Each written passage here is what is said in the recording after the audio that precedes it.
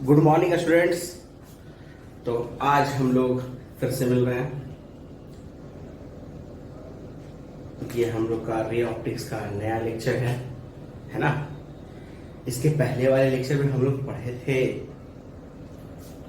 Spherical mirror के बारे में, स्फेरिकल मिरर की फोकल लेंथ के बारे में। और अगर फोकल लेंथ का डिफिनेशन आप लोगों को याद हो तो वहां बताया था हमने कि पैराक्सियल रे अगर आती है और वो स्फेरिकल मिरर पर इंसिडेंस होती है तो वो जिस पॉइंट पर मिलेगी या मिलती हुई प्रतीत होगी, यानी वेयर इट कट और seems to be cut is called focal focus. और उस फोकस का पोल से जो डिस्टेंस होगा उसको हम लोग क्या कहते हैं, फोकल लेंथ कहते हैं। क्लियर है। लेकिन अगर सोचो कि ये रे पैराक्सियल ना होकर कहीं और से आती, उसका भी हमने बताया था, याद होगा कि अगर हमारा पैराक्सियल रे ना होकर उससे कहीं और से आ रहा था तो उसका जो डिस्टेंस था वो r minus r/2 sec theta था। याद आ रहा है कुछ? देखिए ऐसा कुछ था।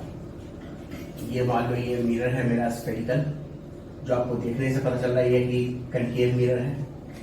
कनकेव मिरर पर ये एक इसका प्रिंसिपल एक्सिस हो गया। अब अगर कोई रे ऐसे आ रही थी जो पैराक्सियल नहीं थी तो जिस पॉइंट पर ये मिल रहा था, मान लो ए, इसको मान लेते हैं बी, तो जिस पॉइंट पर ये मिल रहा था वो पॉइंट कितना था आपका, r minus r/2 sec theta. याद आ रहा है कुछ?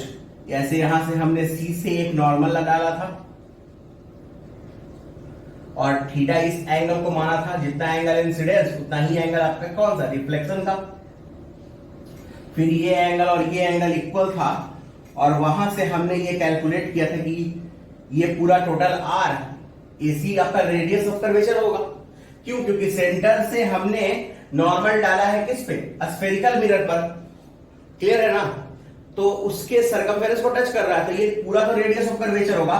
तो पूरा अगर रेडियस ऑफ कर्वेचर होगा तो उससे अगर हम एक पॉइंट लेंगे नॉर्मल डालकर, तो ये जो यहां से यहां तक का डिस्टेंस कहलाएगा, C से मान लो इसका हम M कर देते हैं, C से M का जो डिस्टेंस कहलाएगा वो कितना होगा, r/2 पूरा r, तो ये r/2 वहां से हमने कैलकुलेट किया था तो ये आया था आपका r/2 सेक थीटा। और टोटल डिस्टेंस ये है हमारा r, तो टोटल डिस्टेंस C से P का r है और ये है मेरा r/2 सेक थीटा। तो BP कितना हो गया, r minus r/2 sec theta. ये सेम हम लोग यहां से इंडिकेट है। फिर हम लोग स्फेरिकल एबरेशन की बात किए थे पिछले क्लास में। आज हम इस पर कुछ एक दो न्यूमेरिकल्स देख लेते हैं, उसके बाद इससे आगे चलेंगे। ठीक है।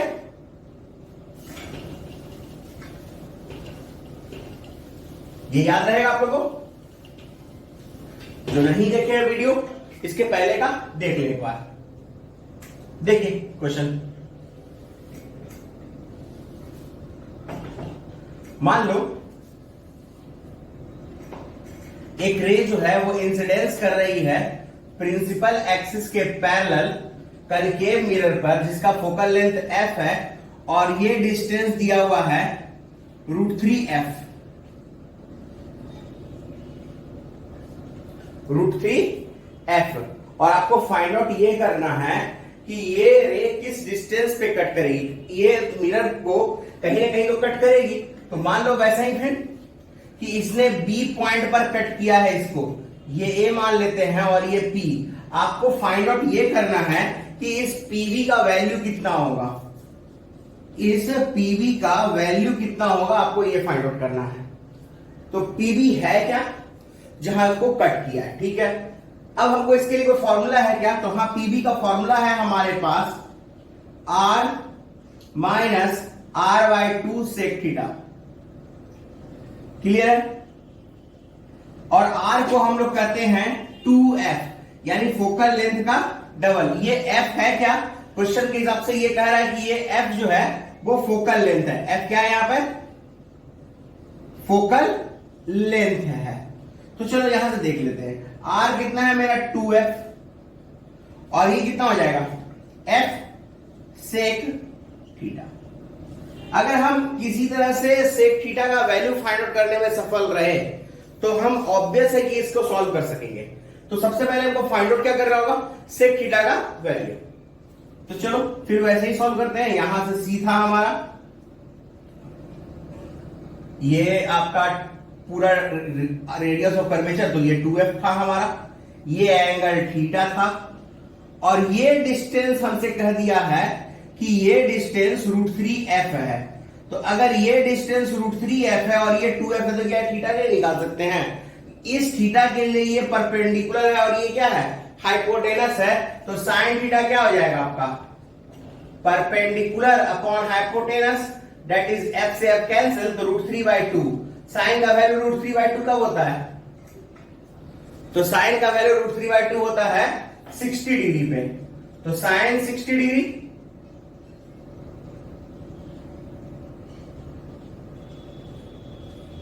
कितना आ गया आप लोग का, यहां 60 डिग्री, ठीक है। थीटा कितना है, 60 डिग्री। तो अब 60 डिग्री हम लोग यहां रखते हैं, तो पीवी कितना आ जाएगा, 2f माइनस f सेक 60 डिग्री, और सेक 60 का वैल्यू आप लोगों को मालूम है 2 होता है। तो 2f minus 2f that is 0। तो अब यहां पे थोड़ा सा तकलीफ हो रहा होगा, मन में अजीब लग रहा होगा कि ये 0 कैसे आ गया। कहने का मतलब पहले समझो, इसके 0 आने का मतलब ये हुआ, टीबी के 0 आने का मतलब ये हुआ कि ये लाइट रे जो यहां आप देख रहे हैं ए से बी की तरफ, ये पोल पर आ गई होगी। यानी कहने का मतलब कि अगर मिरर पे 60 डिग्री पर इंसिडेंस करवाएंगे रे को, तो वो रे पोल को कट करती हुई चली जाएगी। समझ रहे हैं बात को? अगर मिरर पे रे को इंसिडेंस करवाएंगे कितने डिग्री पे, 60 डिग्री पे, तो वो पोल को कट करते हुए चली जाएगी। दिख रहा है आप लोगों को? इसको नोट करिए जल्दी से, फिर लैंग्वेज में भी लिखवा देते हैं इसको। हो गया नोट? चलो इस पे एक और क्वेश्चन देख लेते हैं जल्दी से। तो याद क्या रखना है हम लोगों को, नोट करके लिख लीजिएगा कि जब एंगल 60 डिग्री हो, कितना एंगल हो, 60 डिग्री हो स्फेरिकल मिरर में, तो आफ्टर रिफ्लेक्शन जो लाइट रे है वो कहां से क्रॉस करना चाहिए, तो वो लाइट रे क्रॉस करेगी फोकस से। आफ्टर रिफ्लेक्शन कहां से क्रॉस करेगी, फोकस से। क्लियर है? ठीक, नोट कर लीजिए इसको।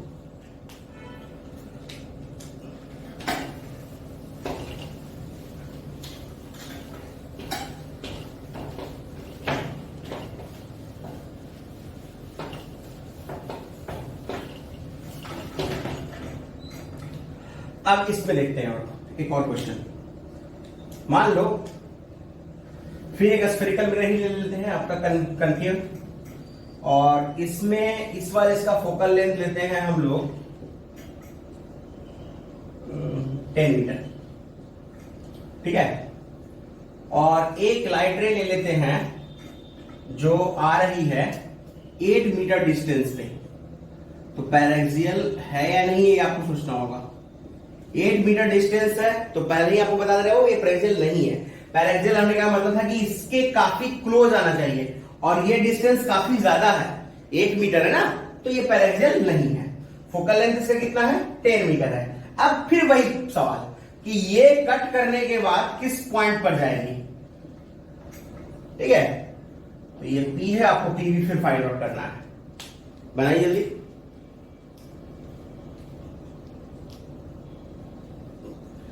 देखिए बने जल्दी जल्दी।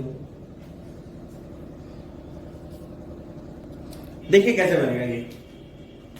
सबसे पहले फिर वही C ले लीजिए, C से इसको मिला लो, क्योंकि हमारे पास PV का जो फॉर्मूला है वो फिर वही है R minus R/2 sec theta. R तो होता है 2f, यानी डबल हो जाएगा 20, R/2 फिर इसका हम लोग FE कर सकते हैं इसको 10 इंटू सेक थीटा। तो यहां तो हमारा क्लियर हो गया कि 20 माइनस 10 सेक थीटा होगा। अगर थीटा का वैल्यू फाइंड आउट करके रख दे, आंसर आ जाएगा हमारा। तो देखो ये फिर C से हम जो A को मिला है, ये इसका रेडियस ऑफ कर्वेचर, तो ये हो जाएगा 20। एक काम करते हैं, उसको 5 ले लेते हैं, ठीक है, इसको 5 ले लेते हैं।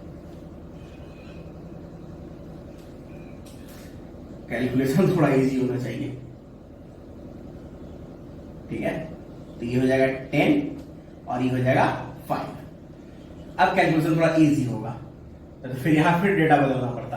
तो देखो यहां 10 है और ये 8 है, तो 10 है ये 8 है, तो ऑब्वियस है कि ये 6 होगा। होता है ना, पाइथागोरस थ्योरम तो पढ़ भी किए हैं आप लोग। 8 का स्क्वायर प्लस 6 का स्क्वायर 10 का स्क्वायर हो जाएगा। अब ये 10 ये 8 और ये 6 है, तो ये एंगल कितने डिग्री का होगा? याद होगा आप लोग को ये चीज। अगर ये 6 है, ये 8 है और ये 10 है, तो ये होता था आपका 53 डिग्री और ये होता था 37 डिग्री। याद आ रहा है कुछ? तो उस हिसाब से ये जो एंगल है हमारा, वो एंगल कितने डिग्री का हो गया? 53 डिग्री का। तो 53 डिग्री का हो गया, तो क्या हम लोग ये एंगल तो मेरा मिल ही गया। अब वो एंगल यहां रख देते हैं, तो यहां रिजल्ट क्या हो जाएगा? 10 minus 5 sec 53 degree. Sec 53 degree क्या होता है? Hypotenuse upon base. Hypotenuse upon base यानी 10 अपॉन 6, यानी रिजल्ट हो जाएगा 60 minus 50 upon 6, that is 10 upon 6, that is 5 upon 3 metre. इतने डिस्टेंस पर ये कट करेगा किसको? प्रिंसिपल एक्सिस को। क्लियर है? तो अब हम लोग देखते हैं मिरर फॉर्मूला।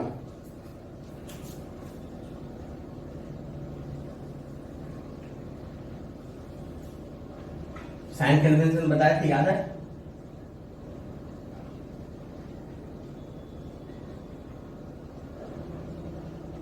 इधर से रे जाता है, उधर हमेशा हम लोग क्या लेते हैं? निगेटिव, और उसके अपोजिट पॉजिटिव, फिर ऊपर पॉजिटिव और नीचे निगेटिव। जिधर से रे जाएगा हमेशा पॉजिटिव, चाहे जिधर से भी जाए। जिधर से रे इंसिडेंस करेगा वो हमेशा क्या रहेगा? निगेटिव रहेगा, जिधर से। चलो देखो, मान लो ये कोई ऑब्जेक्ट यहां पर ओ रखा हुआ है, ठीक है, और इसका हमको इमेज बनाना है। तो एक लाइट रे तो ऐसे चला गया, जो जैसे गया वैसे ही मुंह उठा के वापस चला आया, क्योंकि ये नॉर्मली इंसिडेंस कर रहा है मिरर पर। दूसरा लाइट रे हम एक और लिए इधर इस तरफ से, जो कि रिफ्लेक्ट करेगा। तो रिफ्लेक्ट करेगा तो इसको भी एक नॉर्मल चाहिए ना। तो हमने क्या किया कि सी से एक नॉर्मल बनाया है। तो मान लेते हैं ये सी है और सी से एक नॉर्मल डाला है हमने मिरर पे, ठीक है। तो नॉर्मल डाले हैं मिरर पर, तो वहां फिर एक इसका रिफ्लेक्शन मिला हमको। तो चलो ये इस पॉइंट पे कट किया है, तो O का इमेज हमको कहां मिला? आई पे, ठीक है। एक चीज याद रखना हमेशा, ऑब्जेक्ट का इमेज, ये अपने सहूलियत के लिए बोल रहे हो, अभी से लेके हम लोग जब रिफ्रैक्शन पढ़ेंगे वहां भी लेंस आएगा, कर्व सरफेस आएगा, तो कहीं भी ऑब्जेक्ट का इमेज हमेशा अल्फा लेना, ठीक है। इमेज का जो एंगल है वो हमेशा बीटा, और सेंटर का एंगल हमेशा गामा। क्योंकि एक कन्वेंशन अगर याद रखोगे तो हर जगह तुमको सोचना नहीं पड़ेगा, तो वो थोड़ा हेल्प करेगा हम लोग को सॉल्व करने में। एंगल्स का टेंशन नहीं रहेगा, ऑब्जेक्ट का एंगल हमेशा अल्फा लेंगे, इमेज का एंगल हमेशा बीटा, और सेंटर का एंगल हमेशा गामा लेंगे। और जो रिफ्लेक्शन हो रहा है उसको तुम हमेशा यहां पर थीटा ले लेना, ठीक है। कहीं इसको आई या आर भी कर लो, कोई फर्क नहीं पड़ने वाला, लेकिन ये कन्वेंशन याद रखना कि अल्फा, बीटा और गामा इस तरह से लेंगे कि अल्फा ऑब्जेक्ट का हो, बीटा इमेज का हो, और गामा सेंटर ऑफ कर्वेचर का हो। चलो ये इमेज तो यहां बन गया। अब अगर तुम ध्यान से देखो तो यहां पर दो ट्रायंगल्स है तुम्हारे पास, एक OAC, और ये बहुत सारे ट्रायंगल, ऐसे तो OAI भी है हमारे पास, एक OAC भी है और एक IAC भी है। किसको यूज करेंगे वो समझते हैं। पहले यहां से एक नॉर्मल हम क्रिएट कर दे रहे हैं, किस पर? प्रिंसिपल एक्सिस पर एक नॉर्मल डाल रहे हैं। तो ये प्रिंसिपल एक्सिस पर एक नॉर्मल हमने दिया जिसका नाम है AM, ठीक है। और मान लेते हैं ये मेरा मिरर XY है और ये पोल P है। ठीक है, अगर ये रे काफी क्लोज हो, मतलब मान लो कि ये पॉइंट ए काफी क्लोज हो पी के, पैरेक्सियल रे की बात करें, बहुत क्लोज हो, तो फिर क्या होगा, पॉइंट एम कोइंसाइड करेगा पी से, क्लियर है। और दूसरा, ये एंगल काफी छोटा होगा। दो केस हो सकता है, वो या तो हम रे को पैरेक्सियल मान लें, या तो क्लास 10th में जैसे पढ़ते आए थे कि एपर्चर छोटा हो, कहते थे ना कि एपर्चर छोटा हो। अगर एपर्चर छोटा होगा तो भी वही केस होगा कि पॉइंट ए किसके साथ कोइंसाइड कर जाएगा, पी के साथ, क्लियर है ना। पॉइंट ए किसके साथ कोइंसाइड करेगा, पी के साथ, मतलब कोइंसाइड करेगा मतलब कि पूरी तरह से नहीं यहां पे, लेकिन एम पूरी तरह से पी के साथ कोइंसाइड कर जाएगा। वो स्लिप ऑफ टंग हो गया था, तो क्लियर है। अब यहां पर हमको दो कौन सा ट्रायंगल लेना वो याद रखना। तो पहला ट्रायंगल आप लीजिएगा, फर्स्ट वाला जो ट्रायंगल, वो हमेशा ओ और सी के कारण आना चाहिए, और दूसरा ट्रायंगल हमेशा आई और सी के कारण आना चाहिए। यानी पहला ट्रायंगल ऑब्जेक्ट और सेंटर ऑफ कर्वेचर के बीच में, दूसरा ट्रायंगल इमेज और सेंटर ऑफ कर्वेचर के बीच में। तो दो ही ट्रायंगल मिल रहा है हमको ऐसा केस का, एक OAC और एक IAC मिल गया। तो दो ट्रायंगल हमेशा से याद रखना है, कौन कौन लेंगे, पहला ट्रायंगल ऑब्जेक्ट और सेंटर ऑफ कर्वेचर का, दूसरा ट्रायंगल कौन हमेशा लेंगे, इमेज और सेंटर ऑफ कर्वेचर का। तो चलो पहले दोनों ट्रायंगल्स में चलते हैं। इन ट्रायंगल OAC, ठीक है, OAC में ट्रायंगल में ले लो, तो रिजल्ट क्या आएगा हमारा OAC में। तो करना क्या है, अब इसको OAC तो ले लिए, अब इसमें करेंगे क्या, साइड ले, एंगल ले, क्या ले, देखो याद रखना, जब भी दोनों ट्रायंगल में तो कोई अप्लाई क्या करना है, तो आपने पढ़ा है क्लास 7 या मैक्सिमम ज्यादा होगा 9 में पढ़ा होगा, एक्सटीरियर एंगल जो होता है वो इंटीरियर एंगल का सम होता है। एक्सटीरियर एंगल क्या होता है, इंटीरियर एंगल का सम होता है। तो अगर हम OAC की बात करें तो गामा एक्सटीरियर एंगल है, वो अल्फा और थीटा का सम होगा, ठीक है। तो यहां क्या हो जाएगा, gamma equals alpha plus theta. फिर वैसे ही अगर हम IAC की बात, यहां तो पहले यहां से थीटा निकाल लेते हैं, तो थीटा क्या हो जाएगा, गामा माइनस अल्फा। अब हम इस ट्रायंगल की बात करते हैं IAC की, तो IAC ट्रायंगल क्या करता है, तो फिर IAC ट्रायंगल में अगर तुम देखोगे तो एक्सटीरियर एंगल बीटा है, तो बीटा किसके इक्वल हो जाएगा, गामा प्लस थीटा के। तो यहां से बीटा क्या हो जाएगा, गामा प्लस थीटा, तो थीटा क्या हो जाएगा, बीटा माइनस गामा। कोई दिक्कत। अब तुम्हारे पास दो इक्वेशन है इस तरह से, एक और दो, इन दोनों में अगर तुम देखोगे तो LHS सेम है हमारा, तो RHS को इक्वेट कर देते हैं।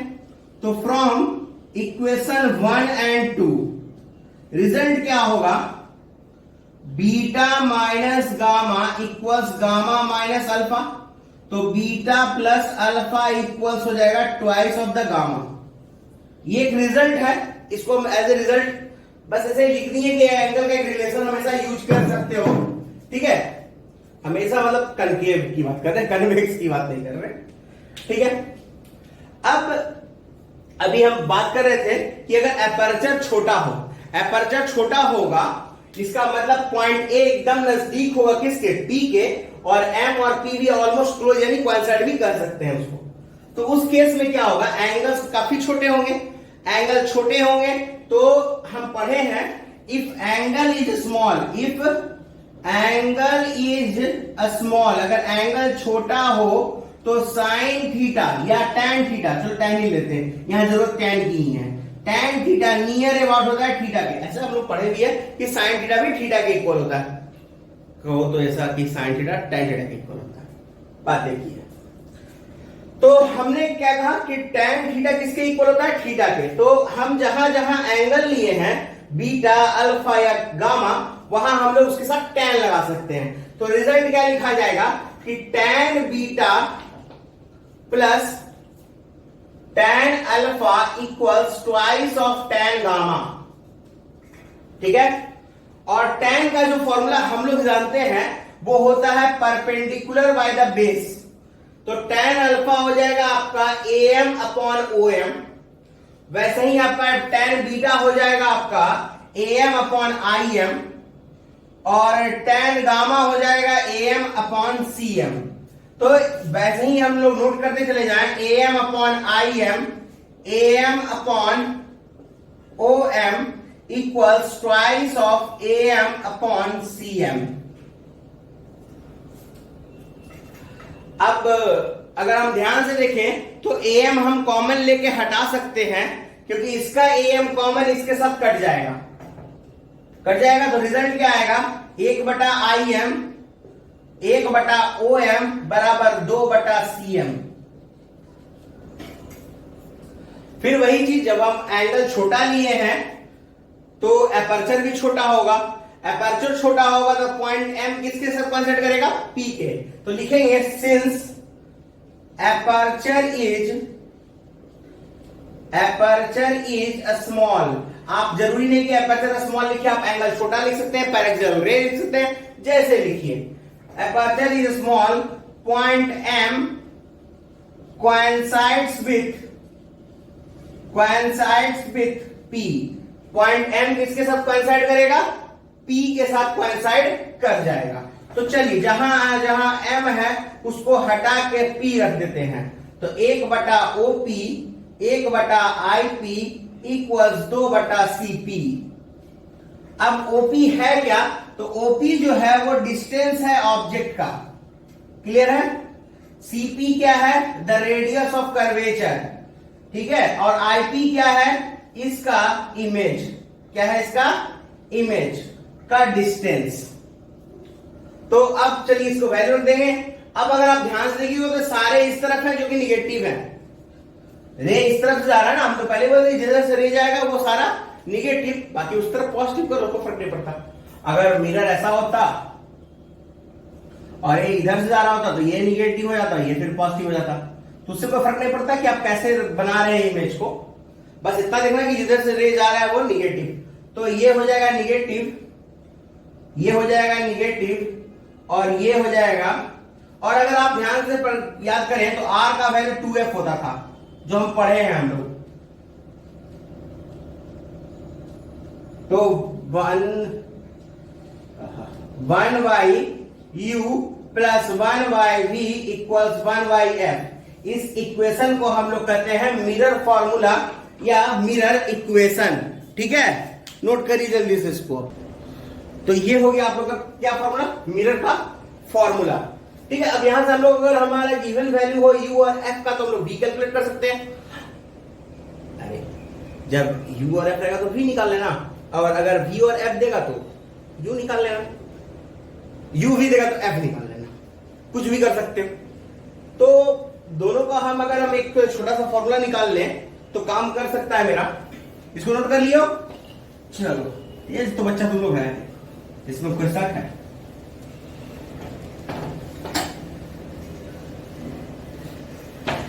फॉर्मूला तो आप नोट कर चुके थे, जो यहां लिखा हुआ भी है 1/v plus 1/u equal to 1/m। अब इस पे क्वेश्चन कैसे रह सकता है, तो आपको v फाइंड आउट करने दे सकता है, u फाइंड आउट करने दे सकता है, कभी कभी f भी। तो कैसे सॉल्व करेंगे, पहले तो हम जनरल फॉर्मूला एक और लिख देते हैं, जैसे कि u का डायरेक्ट फॉर्मूला और f का v का डायरेक्ट फॉर्मूला। f का तो है ही हमारे पास, तो चलो मान लो हमको v निकालना हो तो 1/v इक्वल्स क्या हो जाएगा, 1/f माइनस 1/u। तो 1/v क्या हो जाएगा मेरा, u minus f upon uf। तो v कितना हो जाएगा, uf upon u minus f। ये डायरेक्ट फॉर्मूला हो गया v फाइंड आउट करने का। सिमिलरली अगर हमको u फाइंड आउट करना रहेगा तो उसका भी फॉर्मूला जाएगा vf upon v minus f। इसमें आप v u या f जो भी हो उसको उसके साइन कन्वेंशन के साथ रखेंगे, ठीक है। साइन कन्वेंशन को अगर आप छोड़ते हैं आपका आंसर गलत हो सकता है, क्लियर है। साइन कन्वेंशन याद रखने का तरीका हम बता ही चुके हैं आपको कि जिधर से रे आ रहा है इंसिडेंस उस तरफ निगेटिव, उसके अगले तरफ पॉजिटिव। जैसे मान लीजिए ऐसे, मान लो ये कन्वेक्स मिरर है और इधर से रे आ रहा है, इधर निगेटिव हो जाएगा, इधर क्या हो जाएगा पॉजिटिव, क्लियर है।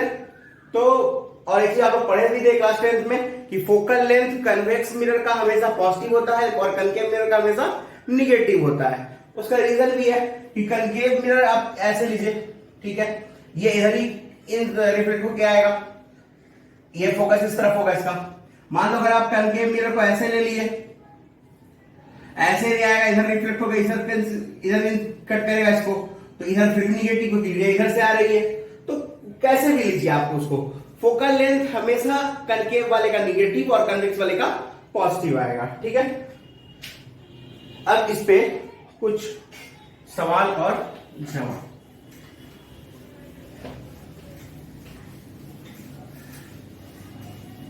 या पहले बातें मैग्निफिकेशन का, पहले क्वेश्चन देख लेते हैं, फिर मैग्निफिकेशन का बात करेंगे। ठीक है,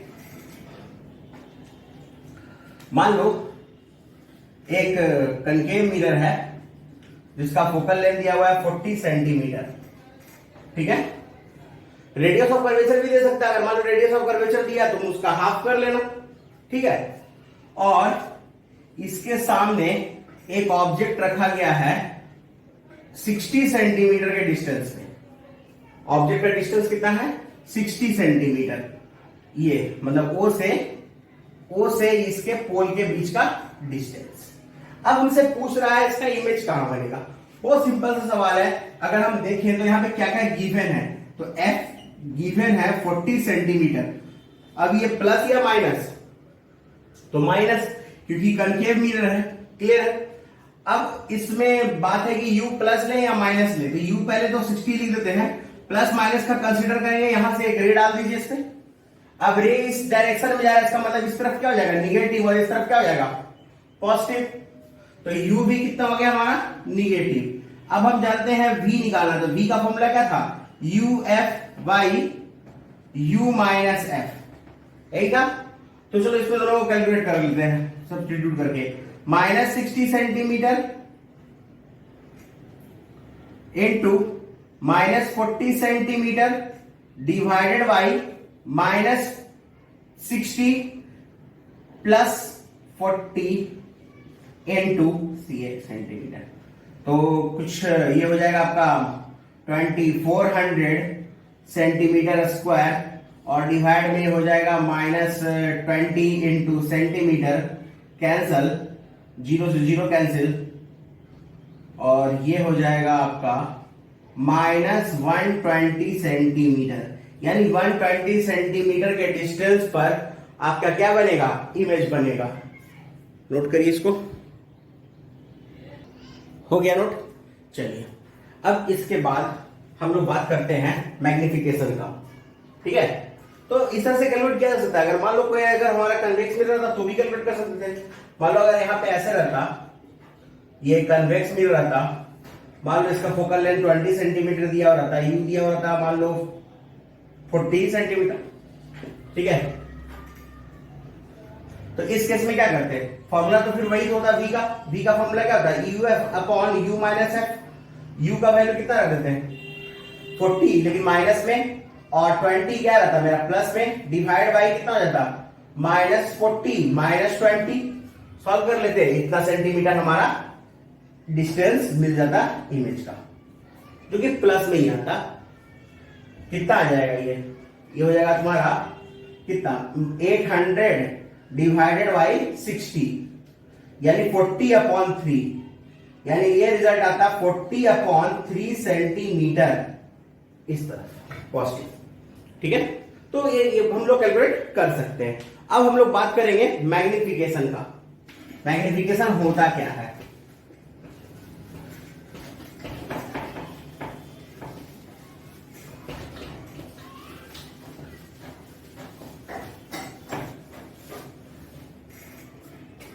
ठीक है, मैग्निफिकेशन का बात करते हैं हम लोग।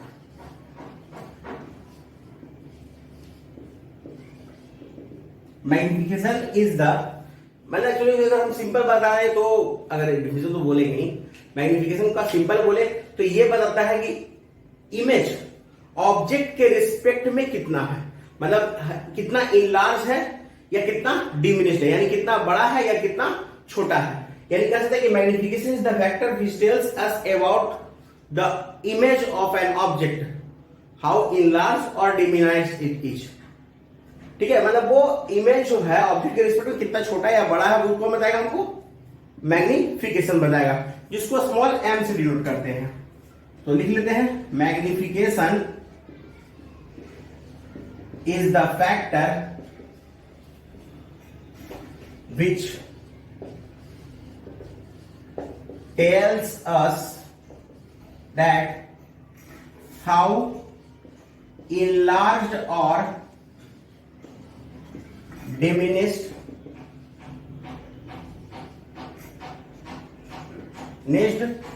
the image with respect to object, मतलब ऑब्जेक्ट के रिस्पेक्ट में आपका इमेज कितना बड़ा या छोटा है। डिनोट किससे करते हैं इसको? एम से।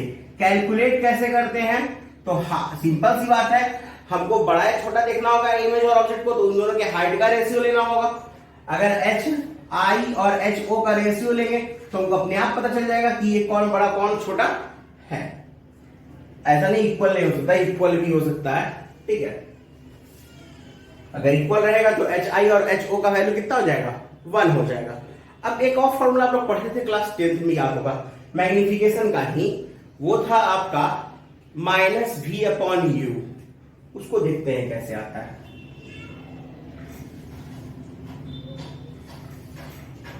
ठीक है, मान लो ये आपका फोकस है, ये सेंटर ऑफ कर्वेचर है, ये पोल है और ये मेरा कनकेव मिरर है। सब अपना ही है, जाना पहचाना। अब यहां हमने एक ऑब्जेक्ट रखा है सी पे। याद होगा हमने जब रे डायग्राम बताया था तो हम बोले थे वो कि आप 4 रे याद रखिएगा। पोल से जो रहेगा तो पोल पर जितने एंगल पे इंसिडेंस होगा उतने एंगल से रिफ्लेक्ट करेगा। फोकस से जाने वाला रे पैरेलल बन जाता है आफ्टर रिफ्लेक्शन। सी से जाने वाला रे जैसे जाएगा वैसे ही लौट के वापस चला आएगा, और एक जो पैरेलल जाएगा वो फोकस से कट करेगा। क्योंकि हम लोग ये जनरली जो भी सॉल्व करते हैं वो ये एजम्पशन करके सॉल्व करते हैं कि या तो एपर्चर छोटा है या तो फिर इसका स्फेरिकल एब्रेशन मिटा दिया गया है। स्फेरिकल एब्रेशन बताए थे जिसमें अलग अलग पॉइंट पे कट कर रहा था रे, तो हम लोग उसको हटा दिए जाते हैं, मतलब मान लेते हैं ऐसा कि हटा दिया गया है वो।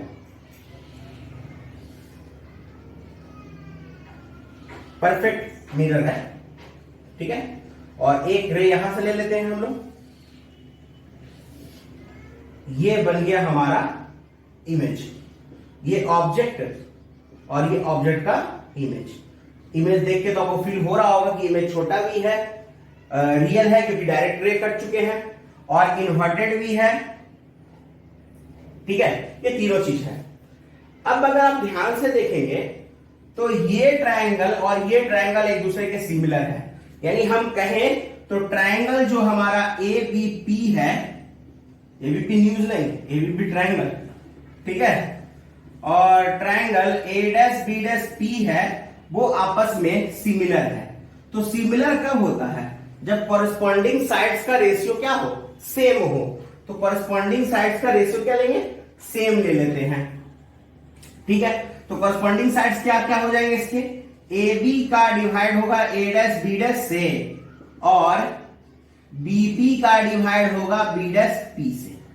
अब जरा समझो ध्यान से इस चीज को, ये BP है क्या? तो AB है क्या? AB तो ऑब्जेक्ट है, तो BP होगा क्या? ऑब्जेक्ट का पोल से डिस्टेंस, दैट इज U, यानी ऑब्जेक्ट डिस्टेंस होगा। यानी हमारा BP क्या है? U है।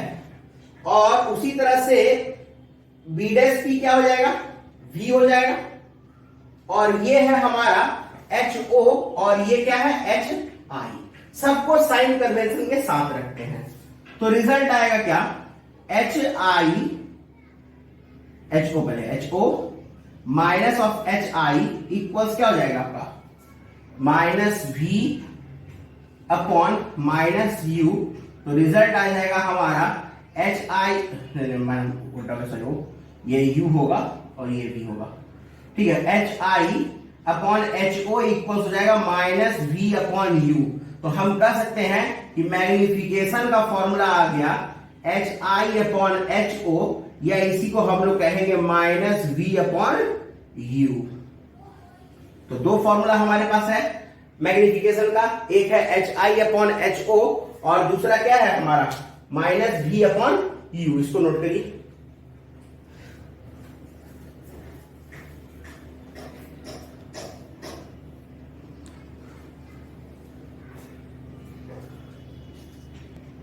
हो गया नोट। चलिए अब इसके आगे चलते हैं हम लोग।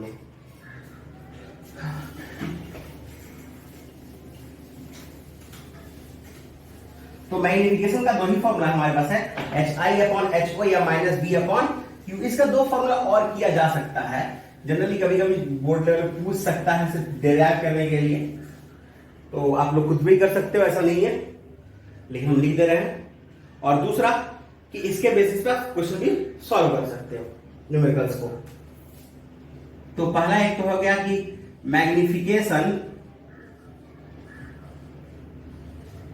In terms of u and f, u और f के टर्म में मैग्निफिकेशन क्या होगा। बोले सर कि ये आपका बहुत ऐसा नहीं कि बहुत टिपिकल है जिसको आप नहीं खुद से कर सकते हो, ठीक है, फिर भी देखो यहां पर कैसे हो सकता है। तो 1/v प्लस 1/u इक्वल्स क्या है हमारा 1/f, और हमको फाइंड आउट करना है u और f के टर्म में। तो जिसके टर्म में फाइंड आउट करना है u के टर्म में ना, तो u से मल्टीप्लाई कर देते हैं हम लोग। तो क्या हो जाएगा u upon v, u upon u equals u upon f। तो u अपॉन v क्या हो जाएगा u अपॉन f माइनस 1, तो u अपॉन v क्या हो जाएगा u minus f upon f। तो यहां से फिर v अपॉन u कितना हो जाएगा हमारा f upon u minus f, तो माइनस v अपॉन u क्या हो जाएगा हमारा f by f minus u। ये हो गया हमारा मैग्निफिकेशन का फॉर्मूला। तो मैग्निफिकेशन का एक और फॉर्मूला हमारा पास आ गया f upon f minus u और f के टर्म में। अब सेम हम सिचुएशन कर सकते हैं किसके लिए v और f के टर्म में। इसको नोट करिए जल्दी से, समझ में आएगा कि जिससे निकालना है, जिसके लिए निकालना है, समझ में इतना ही रखना है हमको, जिसके लिए फाइंड आउट करना है, u के लिए या v के लिए फर्क नहीं पड़ता, जिसके लिए करेंगे उसी को मल्टीप्लाई करना है। अगर u रहेगा तो u से मल्टीप्लाई करेंगे, v रहेगा तो v से मल्टीप्लाई करेंगे।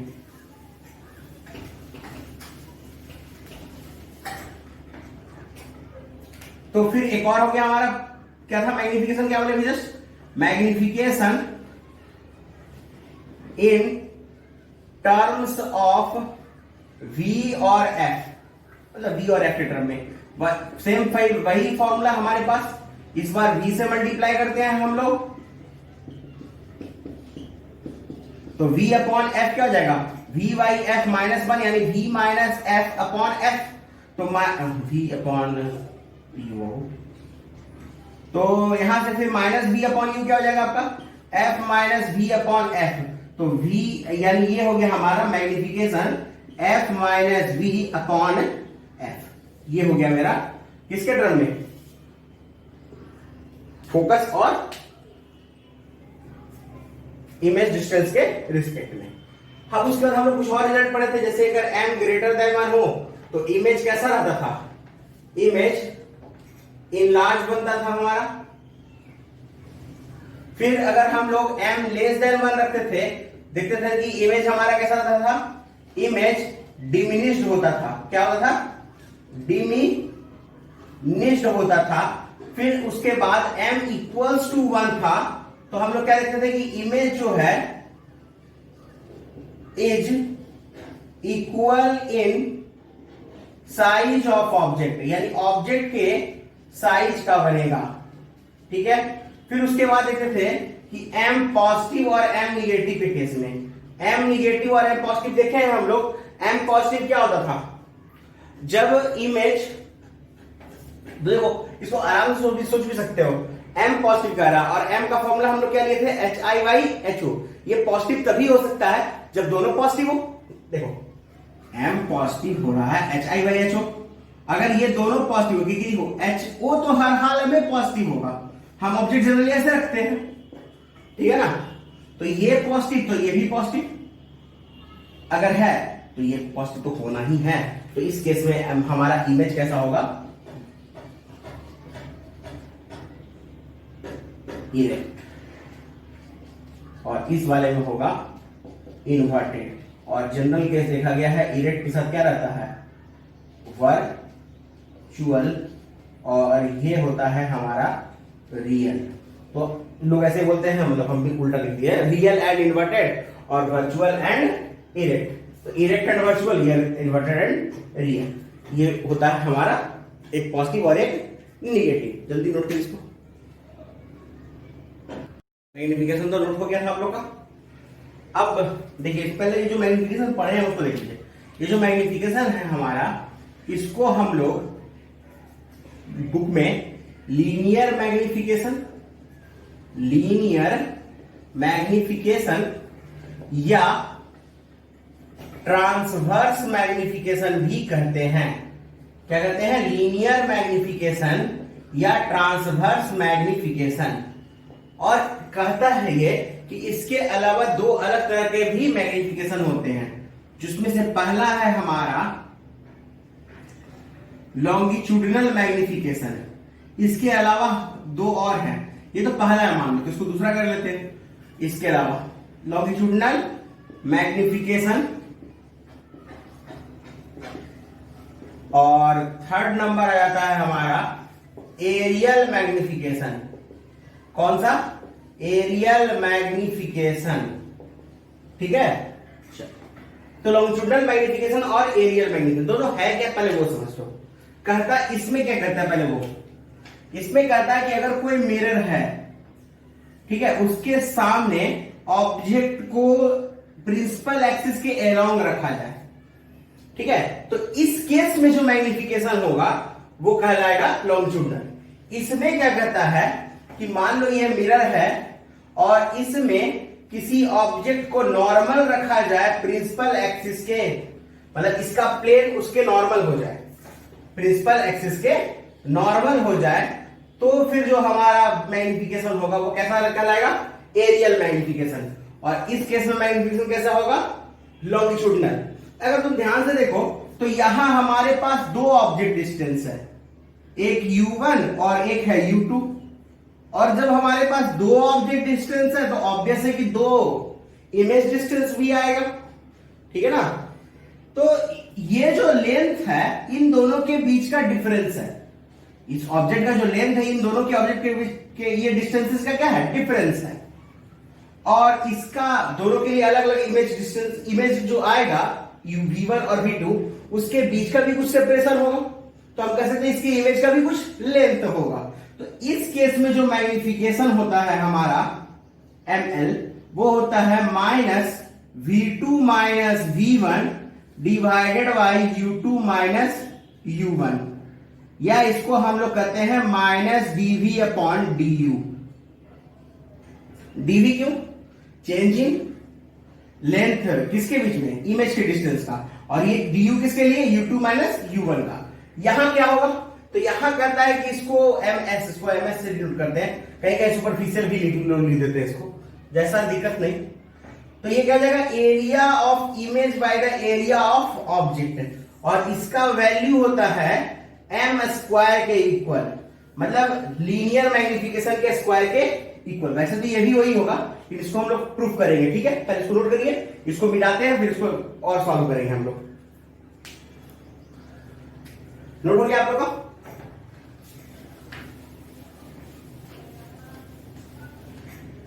अब जरा देखो ध्यान से, हमारे पास इक्वेशन है 1/v plus 1/u equals 1/f। पढ़े हैं हम लोग। तो अब करना क्या है? डिफरेंशिएट करेंगे हम लोग को। निकालना क्या है? dv अपॉन du निकालना है ना।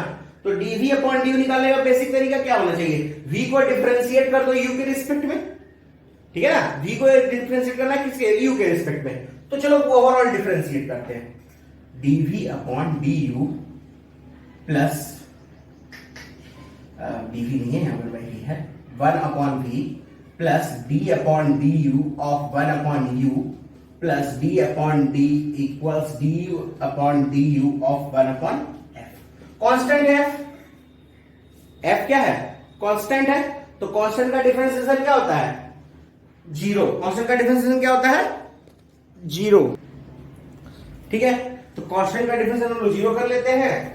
1 अपॉन v का, तो 1 अपॉन x का एक डिफरेंशिएशन आप लोग पढ़े हैं, 1 अपॉन x का डिफरेंशिएशन आप लोग पढ़े थे, d upon dx of 1 upon x का माइनस 1 अपॉन x स्क्वायर, ठीक है। तो उस हिसाब से यहां पर कितना हो जाएगा इसका? Minus 1 upon v square into dv upon du minus 1 upon u square, इसका इक्वल्स 0। तो minus dv upon du equals लिख सकते हैं v square upon u square. देखो अगर इसको नहीं समझ में आ रहा डायरेक्ट तो देखो एक स्टेप और बढ़ा लेते हैं हम लोग। इक्वल्स इतना तो हो सकता है, ठीक है ना। अब ये v स्क्वायर मल्टीप्लाई कर लो तो इधर से रिजल्ट क्या आ जाएगा, minus dv upon du equals v square upon u square. इसको ये है क्या हमारा, तो यही था हमारा कौन सा, लॉन्गिट्यूडिनल मैग्निफिकेशन। तो ml आया क्या, तो v square upon u square that is minus v upon u का होल स्क्वायर। तो v और u का होल स्क्वायर, इसको हम m स्क्वायर भी लिख सकते हैं। जल्दी से इसको नोट करिए, तब इसके आगे की कहानी शुरू की जाएगी। नोट हो गया आप लोग का। तो हमारे पास तीनों मैग्निफिकेशन का फॉर्मूला मिल चुका है, लीनियर मैग्निफिकेशन, लॉन्गिट्यूडिनल मैग्निफिकेशन और एरियल मैग्निफिकेशन, ठीक है। अब कुछ क्वेश्चंस देख लेते हैं इसमें।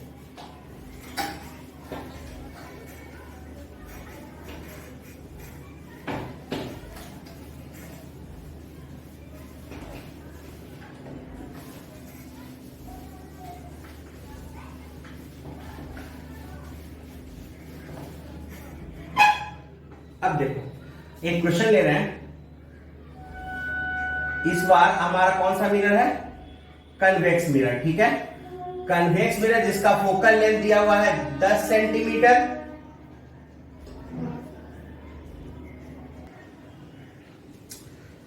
देखो अब यहां पे कह रहा है कि 10 सेंटीमीटर के डिस्टेंस पे, मान लो 10 सेंटीमीटर के डिस्टेंस पे एक 4 सेंटीमीटर का ऑब्जेक्ट रखा हुआ है, ठीक है। और आपको फाइंड आउट करना है इस ऑब्जेक्ट का मैग्निफिकेशन। मतलब आपको सिंपल मैग्निफिकेशन ना करके हम डायरेक्ट दिखा देते ना, HI फाइंड आउट करना है हमको। F दिया हुआ है और U दिया हुआ, पहले तो V निकालना होगा हमको, ठीक है। या तो फिर हम लोग मैग्निफिकेशन के फॉर्मूले से भी जा सकते हैं, वो जो हमारे पास एक डायरेक्ट फॉर्मूला था ना उससे भी, लेकिन स्टेप बाय स्टेप पहले कर लेते हैं इसको। तो देखो F का वैल्यू कितना है हमारा 10 सेंटीमीटर, ये प्लस ले या माइनस, तो ये हमारा कौन सा मिरर है,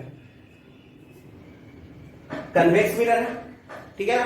अब चलो कन्वेक्स मिरर है और रे तो ऐसे जाएगी इस तरफ से, यानी इधर निगेटिव हो गया इधर पॉजिटिव हो गया, और इसका सेंटर ऑफ कर्वेचर इधर ही रहेगा और फोकस भी इसी तरफ रहेगा। सेंटर ऑफ कर्वेचर मान लो ये फोकस, तो फोकस हमारा इसका प्लस में होगा और यू हमारा क्या रहेगा माइनस में। और निकालना क्या है हमको, पहले v, तो 1/v। चलो v के लिए तो हम क्या पास एक फॉर्मूला था, तो v का फॉर्मूला क्या था, uf upon u minus f। u का वैल्यू कितना, -10 इंटू 10 डिवाइडेड बाई -10 यानी -100 डिवाइड बाई -20 यानी 5 इतना सेंटीमीटर, यानी 5 सेंटीमीटर उस तरफ बन रहा है हमारा। तो v मिल गया, u मिल गया, हमको hi निकालना है। तो हमने पढ़ा था फॉर्मूला, m बराबर होता है hi अपॉन ho इक्वल होता है -v/u। hi का वैल्यू रखते हैं, hi वैल्यू रख नहीं सकते, मजाक है। तो ho का वैल्यू रख देते हैं 4 सेंटीमीटर और v का वैल्यू रख देते हैं हम लोग 5 सेंटीमीटर, u का वैल्यू रख देते हैं हम लोग -10 सेंटीमीटर। और कैलकुलेट जब करते हैं तो 2 बार में कटता है और ये से 2 बार में कटता है और hi आ जाता है 2 सेंटीमीटर। यानी इमेज का जो हाइट होगा वो 2 सेंटीमीटर बने होगा, और वो बनेगा कहां, तो इस मिरर से 5 सेंटीमीटर उस तरफ, इस मिरर से 5 सेंटीमीटर उस तरफ बनेगा। नोट करिए जल्दी से इसको, हो गया नोट। चलिए आगे देखते हैं।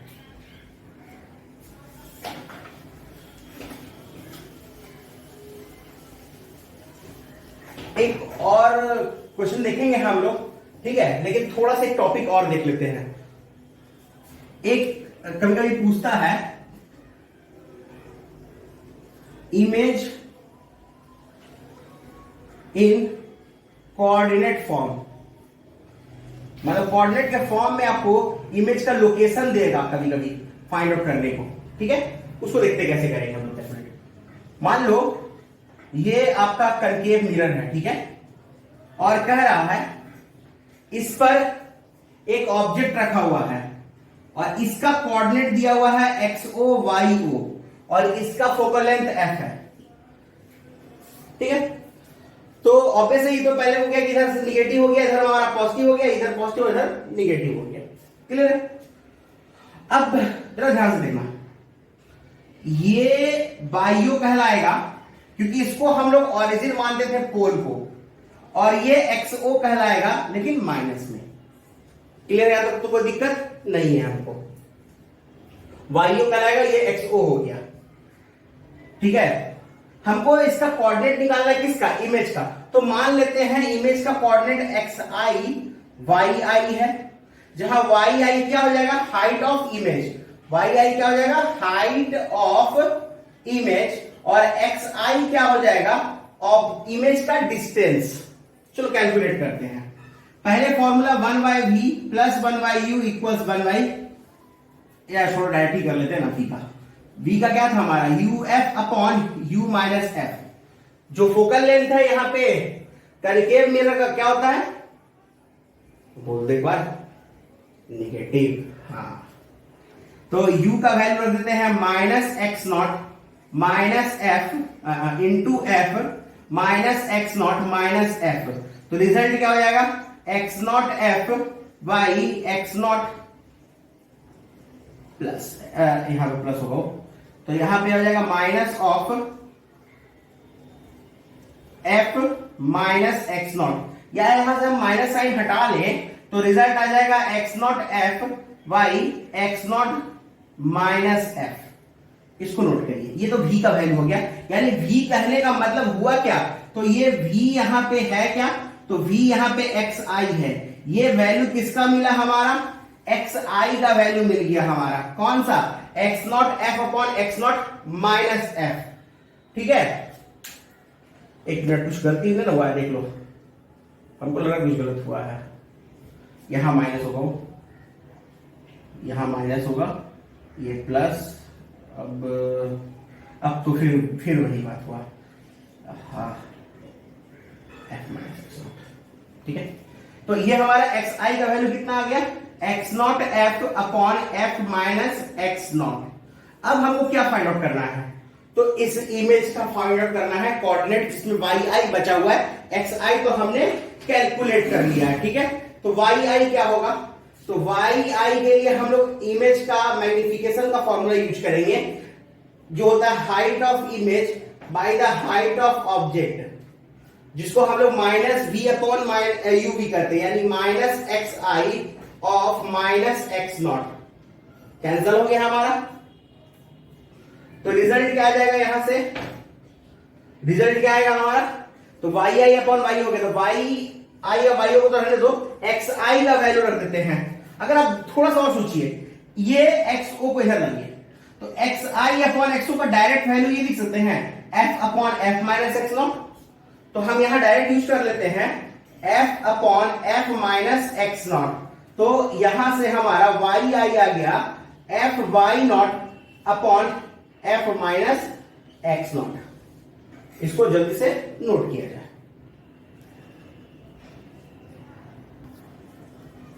ठीक है, नोट हो गया। अब खाली इसमें कोशिश ये करिएगा, क्योंकि देखिए अगर आप ध्यान से देखेंगे तो हमने हर जगह साइन कन्वेंशन यूज किया हुआ है पहले से, तो आप इसके फॉर्मूले में साइन कन्वेंशन यूज ना करेंगे। और आप लोग खुद से ये हमने किसका निकाला है? कनकेव मिरर का। आप लोग कैलकुलेट कर सकते हैं इसका कन्वेक्स मिरर का। ठीक है, तो ये आप लोग खुद से करिएगा, कन्वेक्स मिरर का निकाल लीजिएगा। बस उसमें याद क्या रखना है हमको? फोकल लेंथ क्या होगा मेरा? पॉजिटिव होगा। ठीक है, बाकी सारा चीज सेम है। फोकल लेंथ क्या रहेगा? पॉजिटिव रहेगा। उसको आप इक्वेट करिएगा। और दूसरा, इस पे क्वेश्चन देख लेते हैं। ठीक है, तो एक क्वेश्चन है जिसमें कोऑर्डिनेट्स दिया हुआ है हमारा ऐसे लिखा हुआ रहेगा क्वेश्चन में, ये -40 सेंटीमीटर और 1 सेंटीमीटर। ठीक है, और फोकल लेंथ दिया हुआ है 5 सेंटीमीटर, और आपको वैसे ही निकालना है, इसको कैलकुलेट करना है। तो पहला बात यहां माइनस है, लेकिन हम पहले बोले कि हम माइनस यूज कर चुके हैं, तो आपको इसके फॉर्मूले में माइनस रखने का कोई जरूरत नहीं है। डायरेक्ट इक्वेट करिए, आंसर आ जाएगा आपका। तो हमें करना क्या होगा? हमको निकालना है xi और yi, जिसका फॉर्मूला हमारे पास है। इसमें xo का वैल्यू देंगे कितना? 40, और फोकल लेंथ कितना देंगे 5। तो इसको कैलकुलेट कर लेते हैं हम लोग।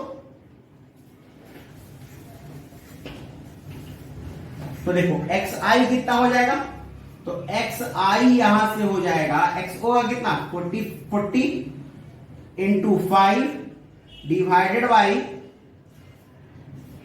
5 माइनस 40, यानी कितना हो जाएगा ये हो जाएगा आपका 200 डिवाइडेड बाई माइनस में फिर इतना 35 इतना सेंटीमीटर।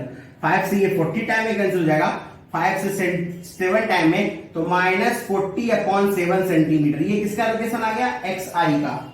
ठीक है, फिर वैसे ही हम लोग किसका निकालेंगे yi का निकालेंगे। तो yi के लिए फॉर्मूला क्या है हमारे पास, तो yi का डायरेक्ट फॉर्मूला हमारे पास वहां है f/0 divided by f minus x0। इसमें भी कोई साइन कन्वेंशन का कोई जरूरत नहीं है। तो पहले f का वैल्यू रखते हैं। f का वैल्यू फिर कितना 5 multiplied by the 1 divided by 5 minus 40 इतना सेंटीमीटर, यानी हो गया आपका 5 बाई माइनस में 35 सेंटीमीटर, 5 से 7 टाइम में, यानी माइनस 1/7 सेंटीमीटर। यानी जो इमेज का कोऑर्डिनेट मिला वो कितना मिला माइनस 40/7 सेंटीमीटर और माइनस 1/7 सेंटीमीटर। क्लियर है, इसको नोट करिए। और आप लोग के बस इतना ही है कि आप इसको कन्वेक्स मिरर में फाइंड आउट करेंगे, यानी image in coordinate form. Image in coordinate form आपको फाइंड आउट करना है किसके लिए, कन्वेक्स वाले के लिए। कनकेव हम कर चुके हैं, कन्वेक्स आप लोग को करना है, कर सकेंगे, बहुत इजी है। बस फोकल लेंथ को क्या कर देना है पॉजिटिव, सारा चीज सेम रहेगा। तो आज की क्लास में इतना ही, फिर अगले क्लास में हम लोग मिलेंगे कुछ और बातें। ठीक है, तब तक के लिए शुभ रात्रि, संपक है।